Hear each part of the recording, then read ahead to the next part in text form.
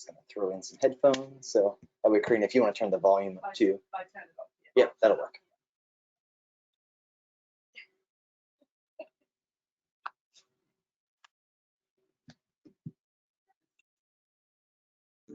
Can you guys still hear me okay? Yep. Awesome.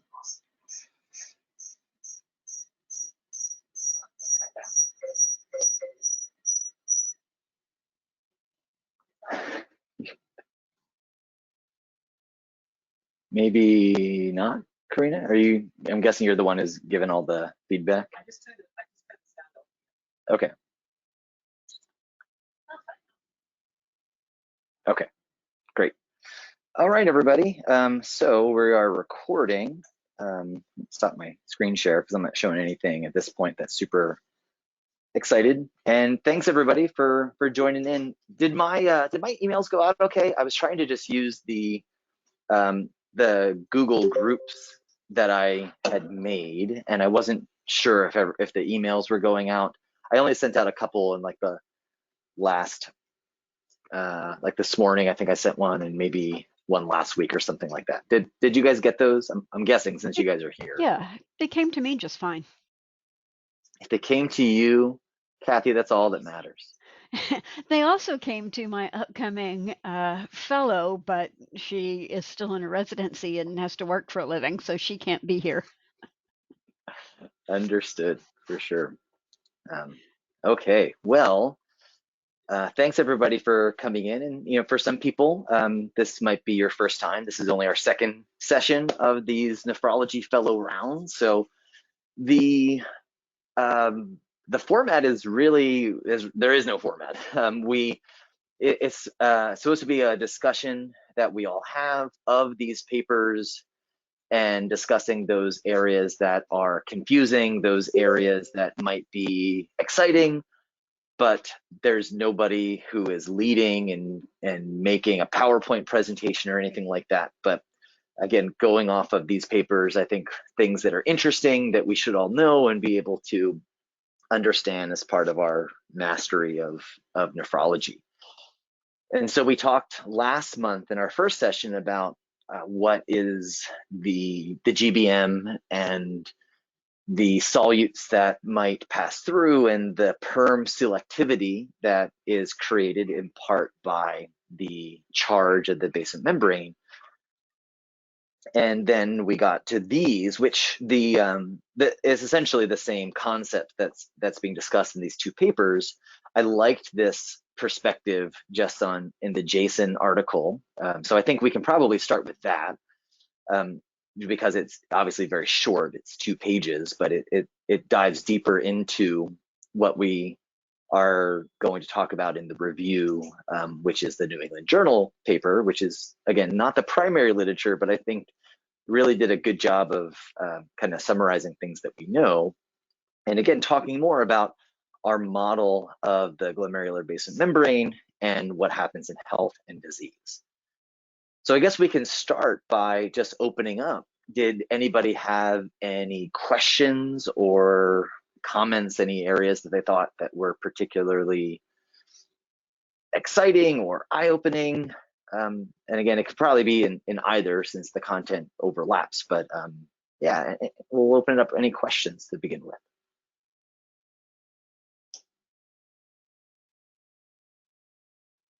No questions, but I thought it was really interesting how they went into kind of the different forces that are playing a role on ultrafiltration and just kind of breaking it down that way, how the foot processes are integrated in all of that. So it's just good to see like a conceptual model. Yeah, for me, when I read this, and so I think I came across this JSON perspective first. And when I read it, honestly, my mind was just blown because something that has bothered me for so long is, especially looking at electron micrographs of our patients with glomerular disease, is we'll see that you'll have marked podocyte fusion. that all of those podocytes will just, foot processes will just melt into these big globs that are sitting over top of the GBM.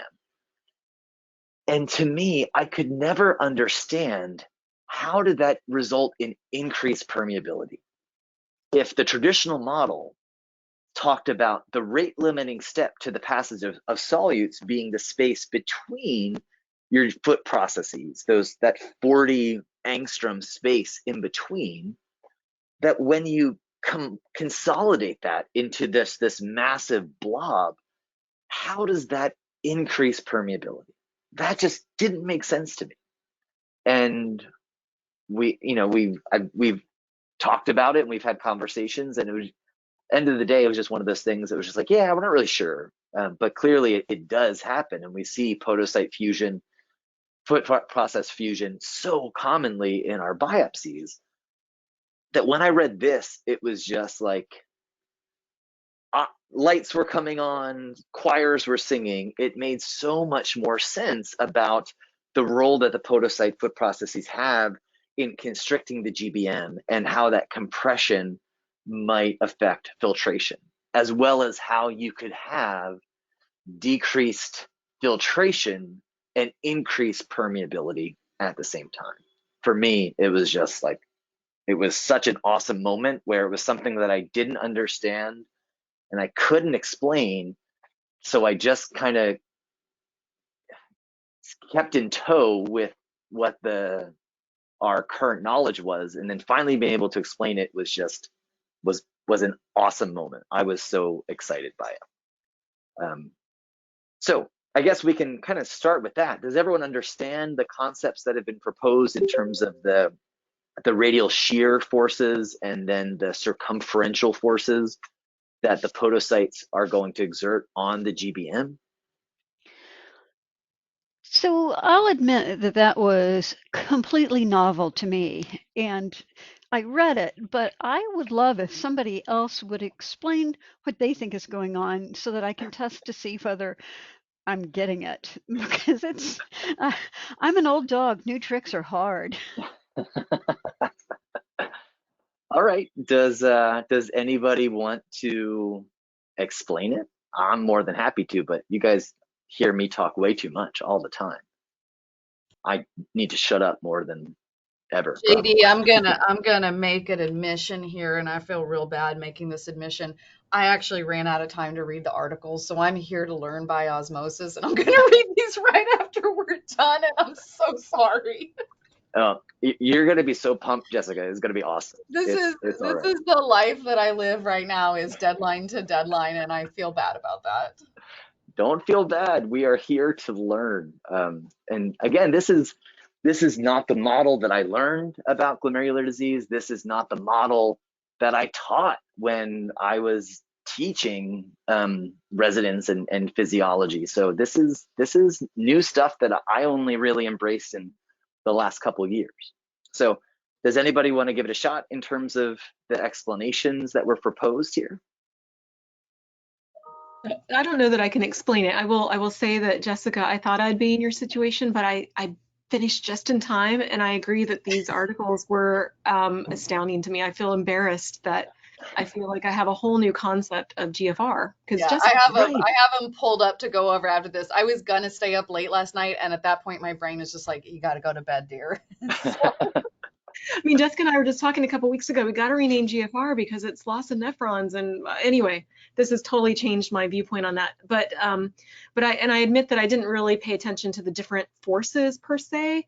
But my very basic understanding is that there's a lot of pressure in the glomerular capillary loop, and that pressure is pushing on that barrier, and that the podocytes are, I kind of, when I'm reading this, I was thinking about the Red Rover game, that we played as kids, Red Rover, and I was like, podocytes are like friends holding hands trying to keep the other people from passing through.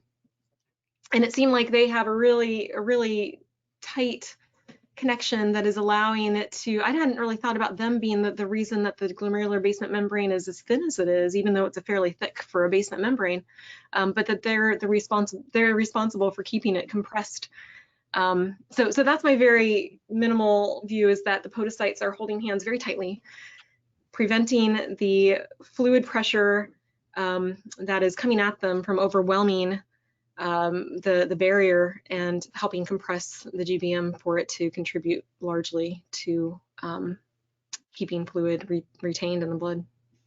Yeah, I think that's awesome. I think that's very similar to my approach as well too. So this is the original paper that's referenced in the New England Journal of Medicine. This is, and I'll send this out to everybody. This was really heavy in basic science, which is why I didn't think that it was maybe the best choice of what we needed to review, but I think it would be interesting to everybody. But the figure is very similar to what's been represented in both of these review articles. Is within the GBM, the filaments that are there, and the filaments are going to have different shapes when they are stacked and compressed on top of each other versus when that GBM is more expansile. And it is, and so I even Googled trying to show examples of what they mean by these different forces. No, that's not taking me. So here, this figure here on the left is showing the concept of radial force. So this is the pressure that the blood, and specifically the plasma, is going to have as it travels through the basement membrane. And what this model doesn't show is that we have these interdigitating foot processes on the top, which are serving to counteract that force, and therefore the GBM is getting compressed in the center. And that compression will cause the space between those actin, all those filaments to become smaller, and it's going to restrict flow. When we have the podocytes that will fuse together, where now they lose that compressive force, that radial force, it becomes more circumferential. And this, I was trying to find photographs of essentially, this is something they have to pay a lot of attention to for like rockets and spaceships, because in all the pressure that gets exerted in the fuel, spaceships and rockets always have these bands that go around, and that's your circumferential resistance. So when the podocytes become these thickened conglomerations of those foot processes, now they're essentially holding on to the outer surface, but they've lost some of that ability to compress it. It's basically preventing that GBM from blowing out, but it's not the same force that's there. And so they try to show that both in this figure, in the JSON review, in the New England Journal of Medicine review, very similar here. And it's just basically what cartoon makes the most sense to you, but without having that same downward force that is being exerted, because potentially you have altered attachment both of the foot processes to the GBM, from foot process to foot process, as well as just the globs of foot processes that fuse. Now that GBM expands, the site between all those filaments are bigger, and molecules are released and travel through when they otherwise couldn't. And that was just, I felt stupid when I read it, because I felt like I should have known that, and I didn't. And I still find it to be awesome. Rereading these articles specifically for this session, I was just as pumped, seeing and learning and remembering that, and knowing that it's not just as simple as a fenestrated endothelium, a basement membrane, and podocytes on top of it, that the mechanics play a huge role. And perhaps this model will be updated in another 5-10 years, and we know even more, and I suspect that it will. But to me, this changed that concept for me a lot. So I have to say, JD, your enthusiasm is so infectious. Listening to this, I love it, and I have my articles pulled up now. I'm going to do my homework like a good girl. Oh, it's not even going to feel like homework. You're going to love it. It's going to be awesome. Great. And thanks So for that explanation. I just wanted to add a quick comment. Now this may have changed since I last read about it, but I thought that the foot process effacement wasn't so much fusion of foot processes as loss of podocytes and kind of spreading of foot processes by those remaining to help contain what's still there. And that always made sense to me as far as why are they doing such a poor job? They're trying to do the job of 2 or 3 cells instead of their own cell, and so it's, you know, weakening that barrier. So I don't know if that helps anybody either, or if that's a wrong impression. yeah, no, I think that that's a good point, that whether you're actually having them come together or you've lost some and then it basically thins out and spreads out over that area where there's open space, there's probably both that happen. You know, when the models of diseases, especially when we get into the New England Journal paper, when they talk about the mutations that occur, you probably could have a bit of both, or even just genetic problems that cause a malformation of the podocytes in general. But either way, you're going to have that loss of that compression force, which I think is crazy. So, Kathy, was that similar to your understanding?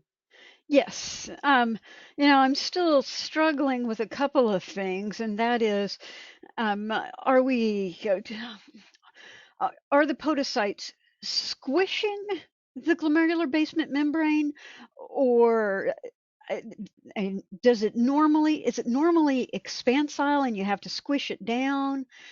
What is its basal state? And I don't know that it really matters, but I was kind of stuck on that. One question that I am still struggling with trying to visualize is, both of these mention that the slit diaphragm length is reduced, although in the JSON article it said the width isn't different. And I'm just trying to figure out, um, I need a picture of what makes the length shorter. And I don't know if that is shown well. They don't really compare it in the New England Journal of Medicine article. So I'll start by saying, like, anyone who doesn't get so psyched by seeing podocyte foot processes interdigitate, I don't know. I can't help you. Those are beautiful. Those pictures. It's amazing. It's so awesome. Seeing that and knowing how, you know, this evolved, and thinking about primordial kidneys and glomeruli. If you haven't read From Fish to Philosopher from Homer Smith, you should read it. It's amazing to talk about glomerular evolution. But here it doesn't, I don't think it really shows, I don't think it's meant to compare. This is staining of, I think, nephrin and podocin. So I don't think it's meant to show those spaces getting smaller. I don't know if anybody has another paper that might show it.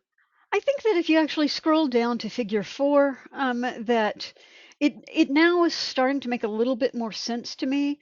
In the top row, you've got these long, you kind of got these long loops, and then when you look at the ones in the bottom row, those aren't as long. Yeah. They're about as wide, but they're not as long. And so this is kind of a view from up top, whereas the more cartoon one is more from the side. Yeah, this is like the drone hovering over top of it, looking down. Exactly. Bowman's drone, that's what we're looking at here. This is the one that also, I think this figure helped me, I think, understand how the GFR can be reduced with podocyte foot process effacement, because that had not really occurred to me before. Yeah, because that concept seems so crazy, right? How can you have reduction in GFR, but then a huge increase in the filtration of albumin and other molecules? So like the fractional excretion of those molecules goes way up, but the GFR goes way down, which is, it's counterintuitive if it's just sheer surface area.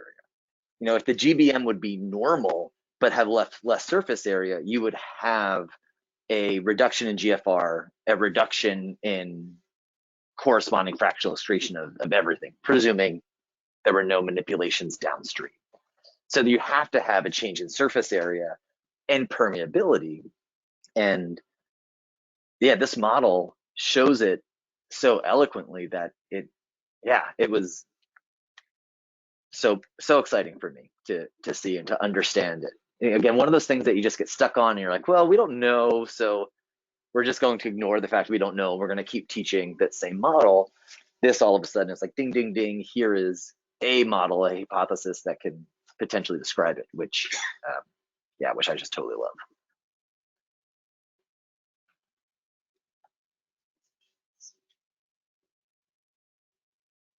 Okay, so I think why don't we get into this New England Journal of Medicine article a bit more here. I'll go ahead and turn off my screen share for the moment.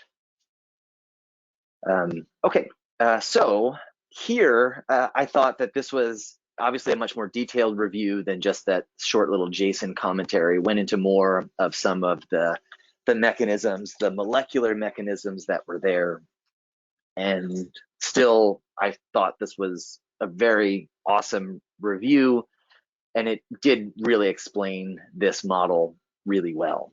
So any questions or comments on this one to begin with before we can kind of just start piecing through it?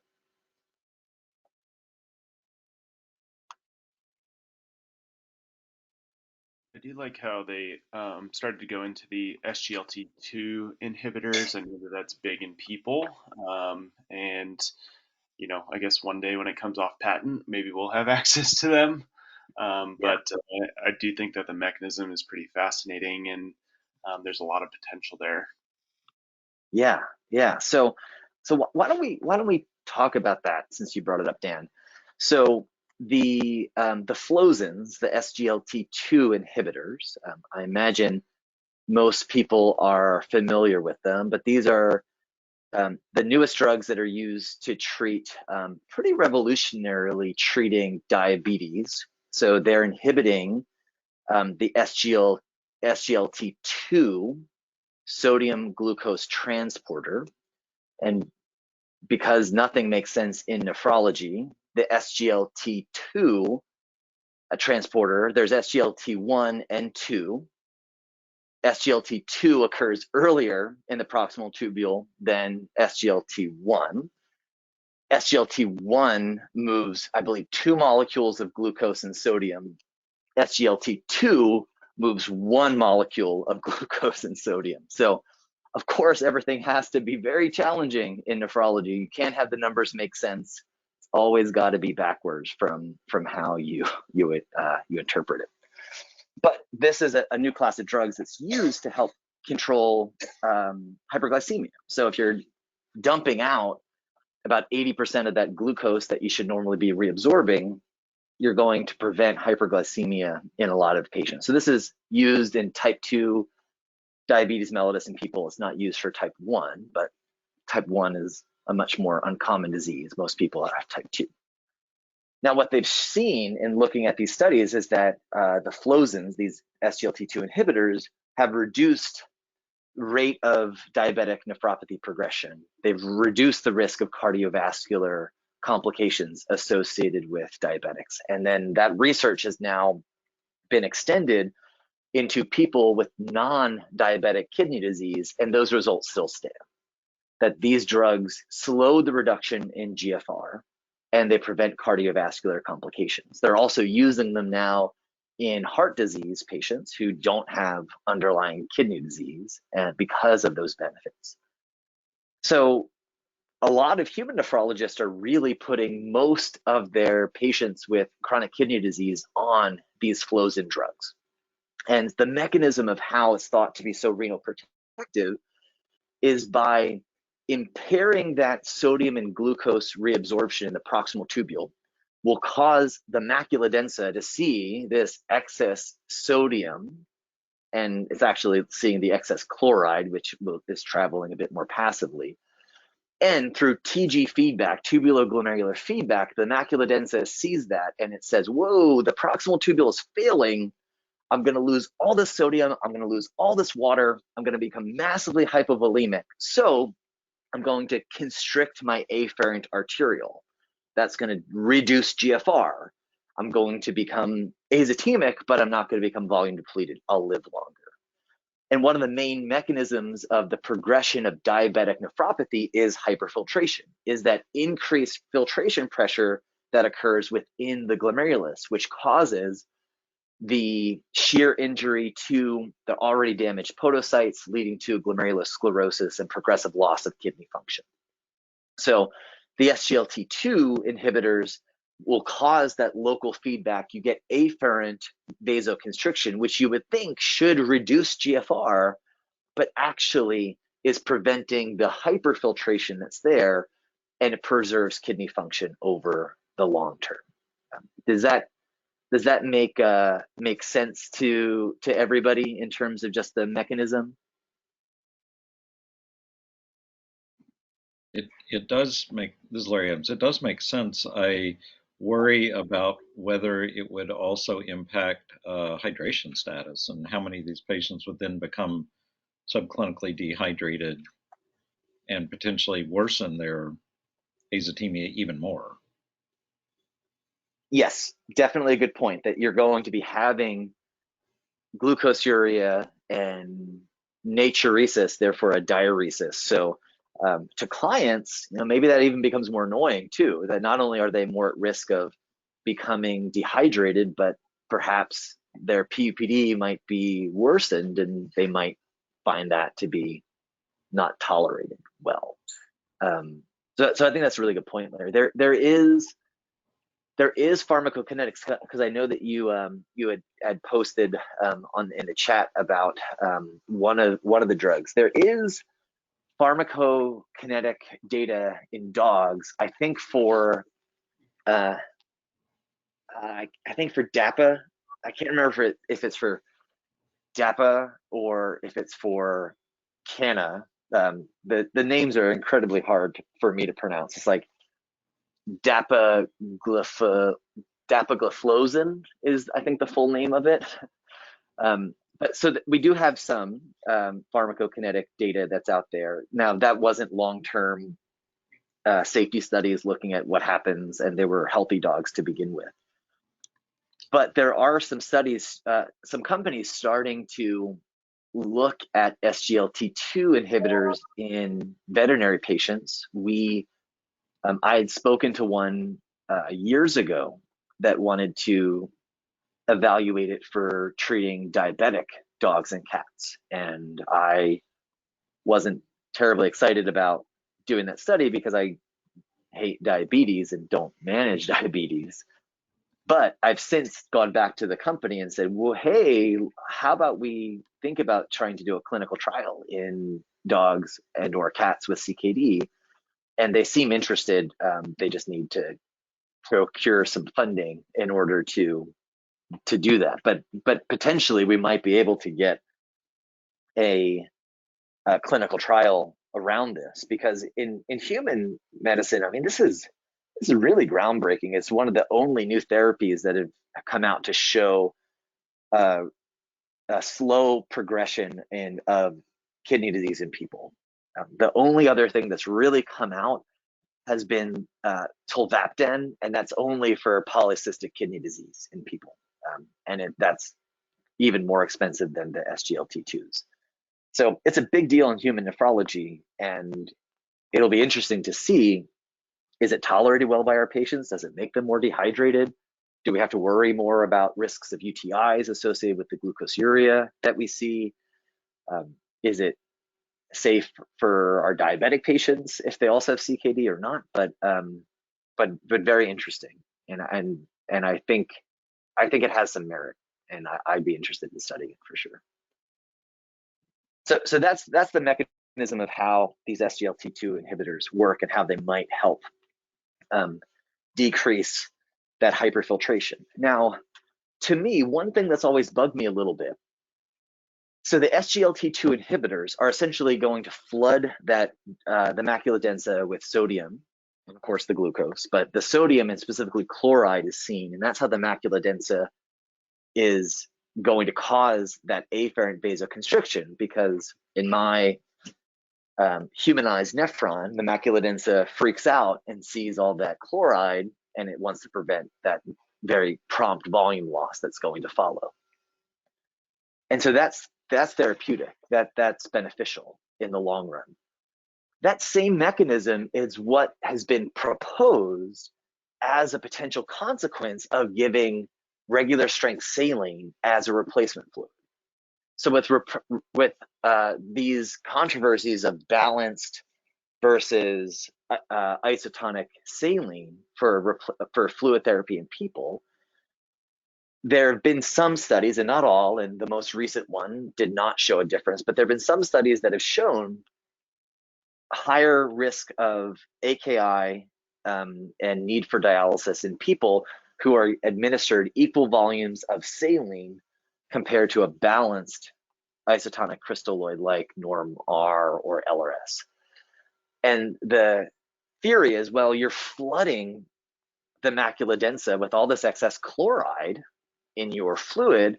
The macula densa sees that, and it causes afferent vasoconstriction, and that is going to cause decreased GFR. And there are plenty of models that show that even in people getting a liter of saline, it can reduce your GFR by about 20 to 30% or so. So in patients that are hospitalized, that has been a mechanism that has fueled many studies, and I still think it's somewhat unclear how safe or unsafe those fluids are, but has made a lot of people stay away from saline and turn to balanced isotonic crystalloids. In that situation, that mechanism is bad. It causes AKI, or it might contribute to AKI, and we want to avoid it. In these more stable CKD patients, we are specifically doing the same thing, and it's beneficial. And so I don't know if it's just a difference of if they're stable and they're healthy versus more maybe hemodynamically unstable and sick, why that same mechanism might hurt the kidneys more in one scenario, benefit the kidneys in the other, or maybe there are even other mechanisms that we just haven't figured out yet for the benefits. But that's a question I've had that I don't know the answer to. I don't know if anybody else has an answer or thoughts on that conundrum, or if you've even ever thought about SGLT2 inhibitors before. I guess just going back to that point, maybe it just all comes down to the glomerulus and whether it's diseased or not, and whether you have those physical forces that play a role. You know, as you decrease your afferent arteriole and you don't have as much albuminuria and kind of the sequelae that plays a role there. I see, you know, you're bringing in two different patient populations, one that's, you know, in an ICU setting that presumably has normal kidneys, but we don't know that, but versus the patient population that is being treated for underlying glomerular disease, and we know that they're proteinuric. And so I think that there are two different patient populations that we're looking at. So I wonder if it just boils down to the glomerulus in and of itself. Yeah, that's very true. It could just be different flavors of kidney disease for sure. But to me, it always seemed like, wow, we're so quick to say, well, this is clearly the benefits of SGLT2 inhibitors. This is why it's going to work great. And then at the same breath, like, well, this is the mechanism why chloruriuria will cause the detriments. Same molecule, same action, different outcomes. So clearly this session isn't all about SGLT2, so I probably butchered it and drug it on longer, but to me that's just something that is now replaced the model of the GBM, how I kind of ignored the fact that we don't understand it, but I kept going. I feel like now I'm just going to some degree ignore the fact that those concepts are a bit contradictory, and then there'll be a great review that comes out and will explain it to me so that my rudimentary brain can now understand it.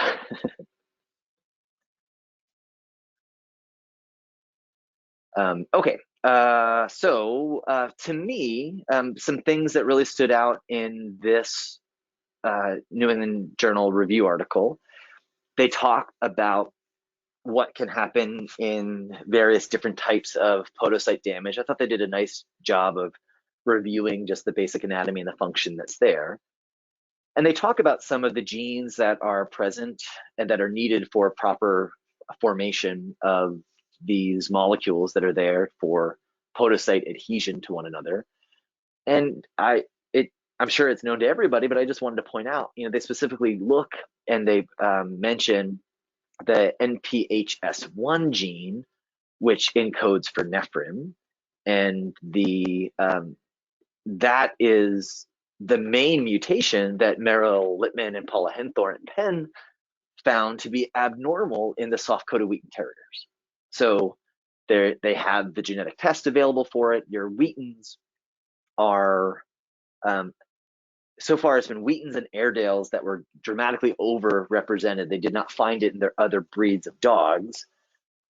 Working with Merrill, I think we've had a couple patients that just completely, like kind of incidentally were a carrier for the mutation, but it really seems like those breeds are far more overrepresented of having these mutations.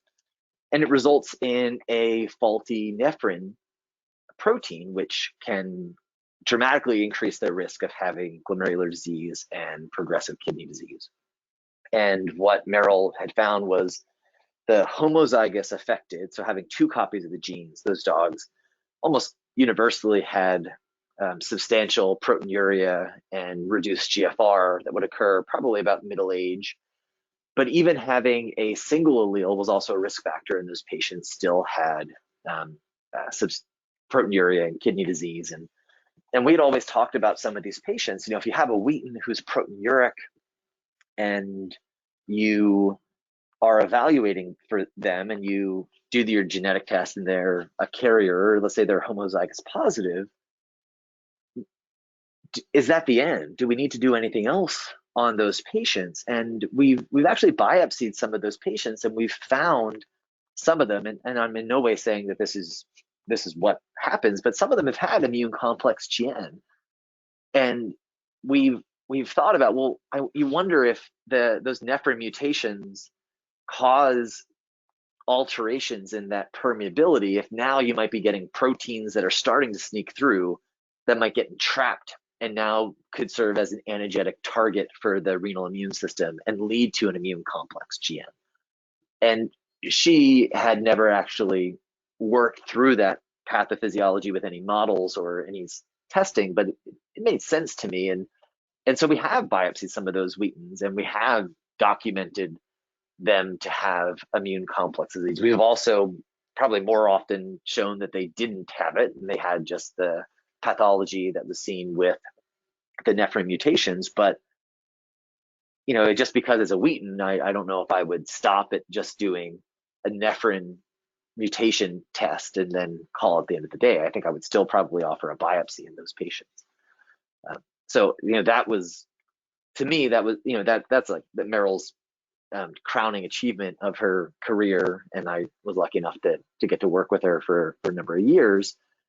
And I think everyone knows her so well, and she should deserve a lot of credit with Paula in terms of looking at that. And to me, seeing it was one of the main proteins that is highlighted here, it really shows that these dogs are actually a naturally occurring model for these diseases in people.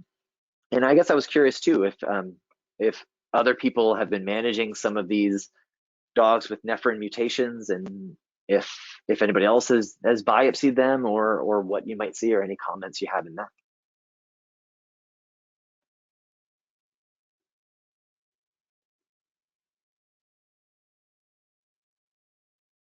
I actually don't see soft-coated Wheaten Terriers hardly ever here, interestingly. I guess that's just not a Purdue dog, apparently. Or they aren't sent to me. Right. Whereas Yeah, about half the dogs in New York were soft-coated Wheaten Terriers, it seemed like. The other half were Yorkies. But we don't seem to biopsy very many Wheaton's here. Maybe it's because they're all Byron's long-term patients that have been on telmisartan for the last 7 years and are doing well. Yeah, that's interesting. My last one that I biopsied that was immune complex is doing fine on telmisartan and mycophenolate. She has had pretty stable disease. She hasn't had much progression. The owner is a human physician who does not understand her disease in any way, who keeps asking if she can breed her dog. Keep telling her no. I think she's just a carrier of the mutation, but no, you cannot breed your dog, especially now when it's still on immunosuppressants as well too. So clearly they show nephrin in the portion E of, I think this is figure 1. So they show the role of nephrin, which is helping to hold those foot processes nice and close together. So the way I've always thought about it, which again could be wrong, is you get this altered nephrin protein.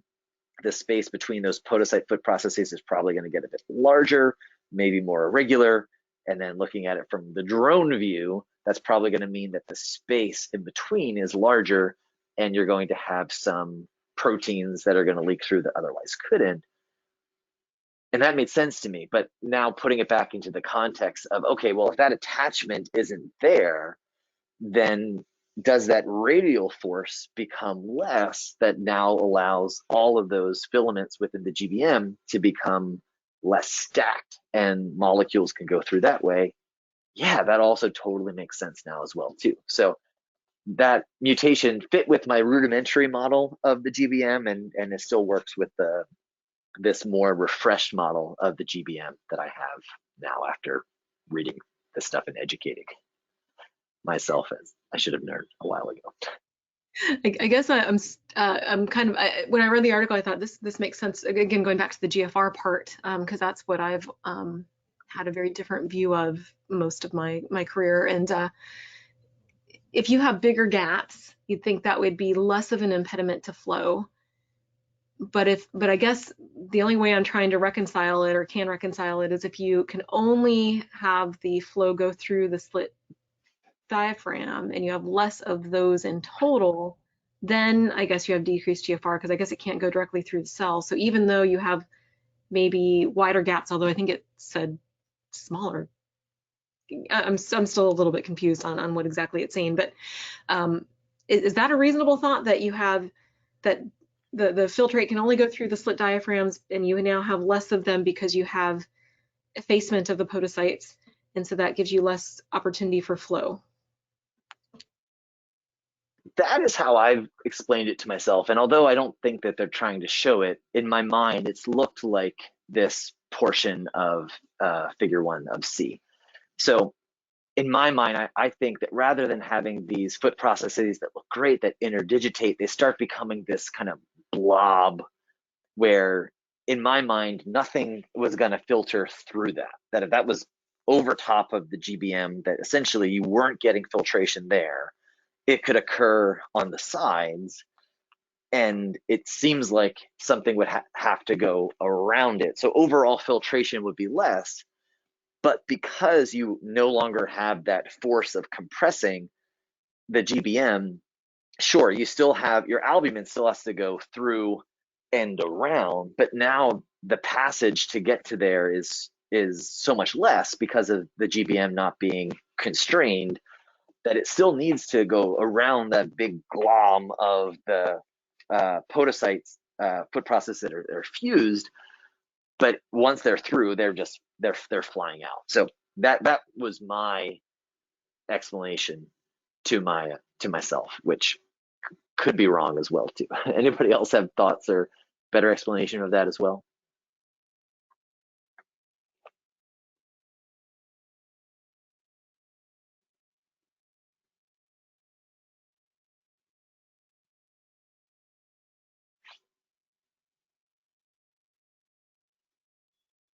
Maybe we don't really understand why, but and so why are they getting reduced? Why is the filtration area becoming reduced? And is it related to the nephrin proteins, or I'm just not really wrapping my brain around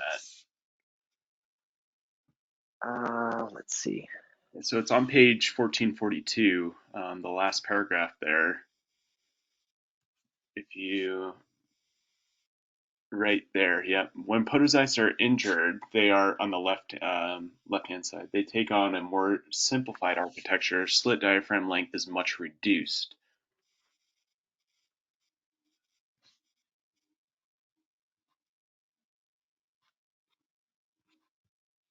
Yeah, so I think, and again, that probably goes back to here, the drone view, that the length is smaller. And so I think that concept of the slit diaphragm being that final passageway for solutes being filtered, I think that still remains true in this model.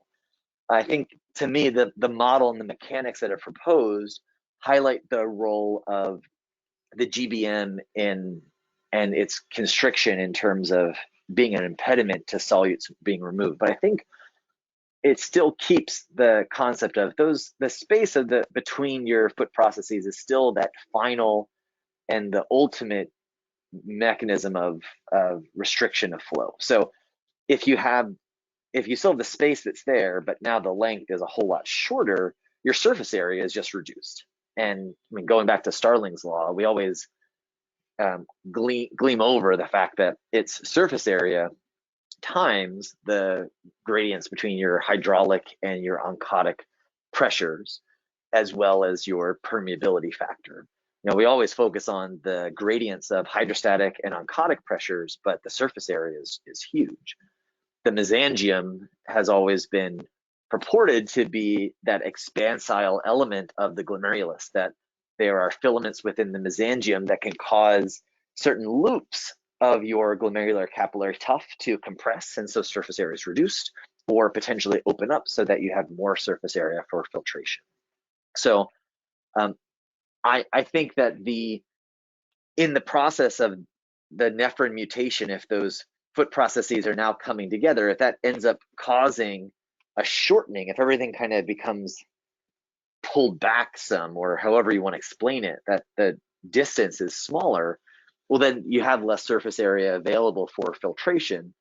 Your GFR is going to go down because your sieving coefficient for water and creatinine is very, very high. You know, those solutes pass quite easily through the GBM. So that's a slightly different concept than when we're talking about how now the permeability is greater for big proteins that shouldn't pass. But it's a pretty elegant model that allows there to be, at the same time, reduction in surface area, reduction in GFR, creatinine goes up, but there's less radial forces on the GBM. The GBM becomes a bit thicker, those filaments open up so that there's now actually more ability for leakage. So you have a reduction in an increase in permeability, reduction in filtration, which can only happen with that type of scenario. Otherwise, if permeability stayed the same, reduction in surface area would cause reduction in filtration, and if anything, your permeability would just stay the same, unless there are any, barring the compensatory hydrodynamic forces that occur. But JD, I had one other thought. You know, there's a probably 30-year-old paper that referred to the intact nephron hypothesis, and curious about what the pathologists that look at renal biopsies a whole lot more than I do. The idea of the heterogeneity of the disease process amongst different nephrons, and the idea of the intact nephron hypothesis is that the nephrons that are more advanced in the disease get damaged to the point that renal blood flow GFR ceases. For those individual glomeruli, they become sclerotic, drop out. That's your loss in net surface area. And that the nephrons that are earlier in the disease process and have the foot process damage or whatever are the ones that are still filtering, or the ones that are leaking more protein. So the idea of the intact nephron hypothesis, that those are the nephrons that drive the proteinuria, and the drop in GFR corresponds to drop out in numbers of nephrons across both kidneys due to obsolescence of those some of the nephrons. So again, back to the idea of some being more advanced in the disease process. But for the pathologist, do you see that, or do you think that it's more at this level within all of the nephrons, all the glomeruli? I don't think we have an anatomic on, do we? I wish Rachel was able to make it. No, unfortunately, she was not able to make it. But that was always my understanding. Is I always thought of a decrease in GFR as nephron loss, not necessarily as a problem with the glomerular filtration barrier causing it in most situations. But again, this article has made me rethink that. And in kind of looking at the biopsies that Rachel looks at, on a peripheral view, definitely when there's obsolescent glomeruli, those do tend to correspond with patients that are more azotemic. But it's not always the case. I think there are plenty of biopsy examples where there is severe glomerular damage and maybe not a whole bunch of tubular. So it also corresponds to more tubulointerstitial damage, and that corresponds with a decrease in GFR. So that also leads to it's a dropout of nephron thought for the last however many years. But I want to say there are probably some examples where there's glomerular damage and not so much tubulointerstitial damage that has a decrease in GFR. Jessica, have you noticed? Yeah, I mean, yes, I agree. I think there are examples of that. What would be nice, maybe if we could go back and look at some of those cases where we had scoring potentially of the different actual components that Rachel was looking at, as well as we had, clinical pathologic data. I don't know if that would be it would be something that we could do really quickly, just even for interest's sake. Well, certainly with that scoring, the more severe the glomerular damage, the more severe the tubular interstitial damage, Sure. The better it corresponds, or like it would correspond with worsening stage of disease and increasing creatinine. I think it'd be interesting, I guess, to look at those cases that are the exception, maybe. Yeah. Sorry, I guess that's what I'm trying to get at. I don't think that would be difficult to do. I feel like it would be a really different answer for cats versus dogs, potentially. Do you think just because they love never to follow rules that we create, or, Well, or do you I mean, think that there's something mechanistically different between the two? Yeah, I think there's just something mechanistically different because, I mean, I agree from creeping on all these biopsies that come through and just looking at, how we're looking at the aging kidney in cats, it's very much like what Larry said. There's areas of damage where things go wrong very locally in cats, and then everything in that area tends to be damaged. Like that glomerulus in that area is going to become sclerotic first, and then you have these other areas that look just fine. And I feel like the canine biopsies don't always look like that, right? Like you may or may not have background tubular interstitial disease, but then you have this process that's going on in the glomeruli, and eventually you get some degree of change in the background. I just feel like the distribution of that damage is a little bit different in my mind between the two species. Yeah, that's really interesting. Well, that might stem from the fact that there's very little glomerular disease in cats in general, and that's a more diffuse disease than, say, tubulointerstitial injury. Right. Yeah. So like when we looked at the actual ICGN cats and we kind of scored their background tubular interstitial disease, it was all over the place. But in general, that whatever disease process they had was kind of consistent throughout the glomeruli. And that's very different than what I would normally see in that really patchy, tubular interstitial run-of-the-mill chronic kidney disease cat. Here this kidney looks beautiful and over here it's trashed. So that's where I think it would be a very different process in my mind. So I think that's a really interesting way to approach it, and we probably have the luxury of having different, not models of disease, I guess models of disease between the different species, that would be telling when it comes to thinking about that from a pathophysiologic standpoint. Right. And then I think about something like FSGS, which we really don't see very commonly. And correct me if I'm wrong, but I can't even remember a cat that we've diagnosed with FSGS, but we see it very commonly in dogs. And, Yeah.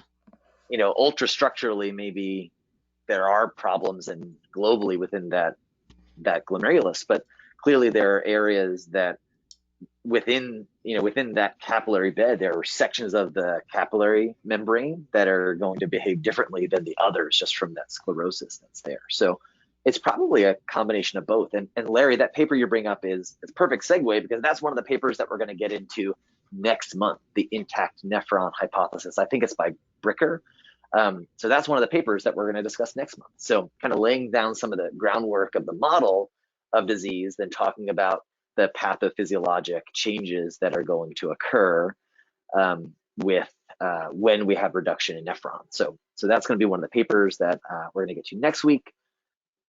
And I don't want to cut anything short, but the only other thing I wanted to point out is they do mention in amongst the various other molecules that can go wrong from a genetic standpoint, but they also talk about, in terms of the immune-mediated disease, that the majority of people who have membranous nephropathy will have antigens against the M-type phospholipase A2 receptor, or PLA2R.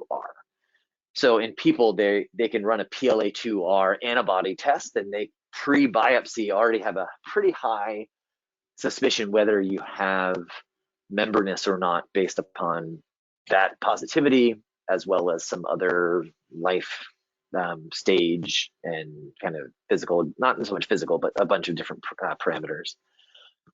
So PLA2R has been shown to exist in dogs. There's one paper that showed that it was expressed. It was out of a Japanese group, and I think there was even a researcher who spent some time with Rachel trying to look at PLA2R antibodies in immune complex GN in dogs, but I haven't seen that ever reach the light of day. But I think in talking to Rachel and I don't know, Jessica and Mary, if you guys have an idea on the inside of that too. Yeah, I don't think it worked. I don't think they were able to get stable. Right. It was either it didn't come up or everything came up. I don't think they were ever really to get that to be a good biomarker at that point. But it's interesting that there could be, and a lot has changed. So back in, probably maybe 2010, it was just like PLA2R, like you do that blood test, you don't have to biopsy anybody else again. And it's evolved a lot from there. But now they have a list of, you can do these antibody panels that contain antibodies to all these other targets that have been identified, exosin, other things that have been shown with quite some frequency, and we've yet to develop that in our patients. And some of us have talked about how awesome that would be to try to get some of these biomarkers, especially for some of those clients that are never going to allow you to biopsy their pet, to try to get more insight. And so I just thought this still remains a very uninvestigated, unevaluated territory, and there could be some areas that we could see that some of that diagnostic testing could serve to be really helpful in our patients too. I think that was kind of the last point that I had that I wanted to bring up. And I know that we're just crossing the hour mark, so I want to just be respectful of everybody's time as well too. And yeah, open it up to any other comments or questions or points of discussion for these kind of these two papers, same overall kind of think topic for today's session. And thanks, Jessica, for looking at the database. So 6 FSGA. Yeah, I haven't delved into any details on that, but I just did a real quick poll. And 2 of them were from Friendship. One of them was yours.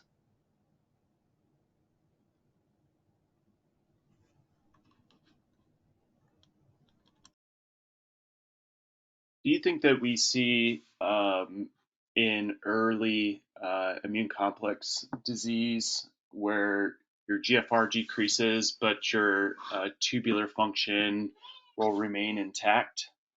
And it's more catching them early on rather than when they develop that tubular interstitial component to their disease.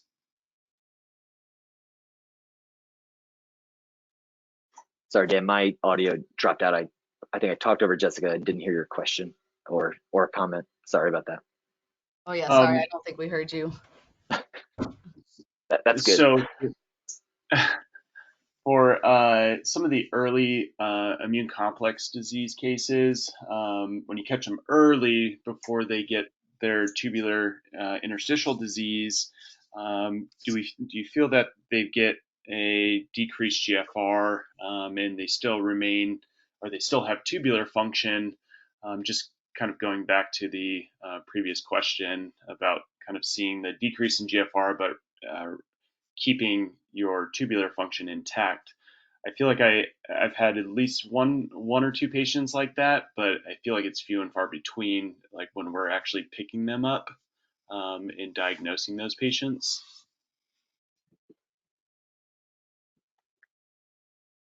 Yeah, I think that even in my experience, even getting some of those really early GN patients probably are going to have, to some degree, sclerosis that could occur after even a very good response to immunosuppression.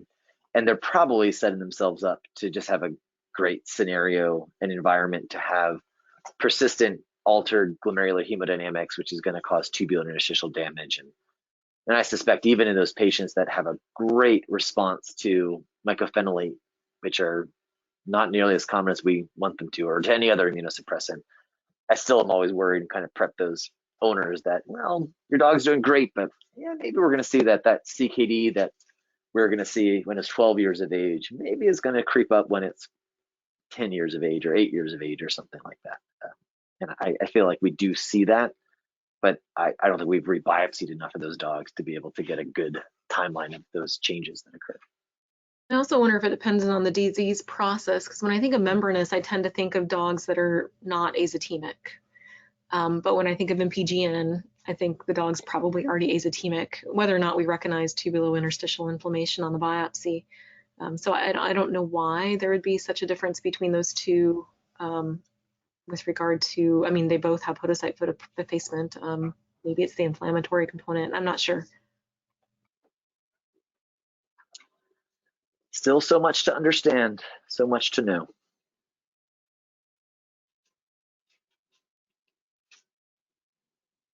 All right, everybody. Well, I want to be respectful of everybody's time to bring this session to a close. Thanks everyone for joining, and again, please pass these invitations along to anybody who would be excited to come in and to join them. I will send some papers out for next month's.